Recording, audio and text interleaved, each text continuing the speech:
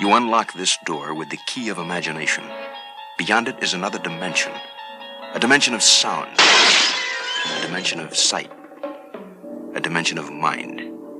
You're moving into a land of both shadow and substance, of things and ideas. You've just crossed over into the Twilight Zone. Apprêtez-vous à entrer dans une nouvelle dimension, qui ne se conçoit pas seulement en termes d'espace, mais où les portes entrebâillées du temps peuvent se refermer sur vous à tout jamais. La 4e dimension.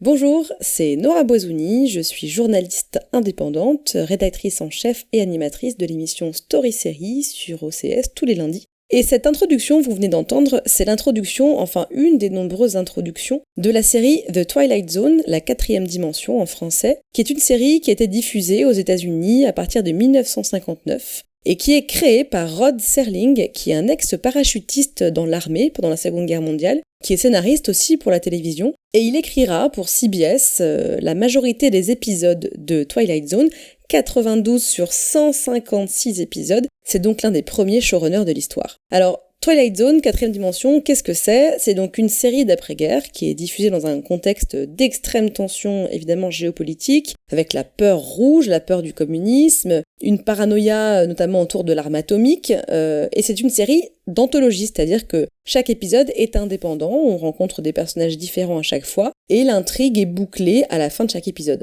Alors ce qui est intéressant avec The Twilight Zone, déjà c'est qu'on est quand même dans les années 60, il y a beaucoup de censure aux États-Unis, à la télévision, au cinéma, et la 4e dimension s'en joue en utilisant la science-fiction pour dénoncer, pour questionner ou pour railler l'Amérique de l'époque. Et elle reprend pour ça aussi les codes de sa grande sœur policière, son versant, son pendant policier, qui est Alfred Hitchcock présente. Donc avec un lieu unique, un twist final, une construction dramatique, une histoire brève, des références psychanalytiques aussi. Et on a Rod Serling, donc, qui nous présente, qui fait le narrateur, qui présente le contenu de l'épisode au début de chacun d'entre eux. Twilight Zone, ça pose donc via des épisodes en forme de parabole des questions métaphysiques sur l'humanité, le totalitarisme, les canons de beauté, la conquête spatiale, la politique ou encore la communication de masse. En fait, The Twilight Zone, la 4e dimension, c'est l'ancêtre de Black Mirror qui pose des questions davantage liées à l'époque. On parle d'immortalité, d'intelligence artificielle, etc. Et donc, comme je le disais, ces 156 épisodes, c'est quand même très inégal. Donc si vous n'avez pas envie de vous jeter à corps perdu dans cette série extrêmement longue, même si les épisodes restent assez courts, Time.com a fait un top 10 qui a une très très bonne intro à l'univers très anxiogène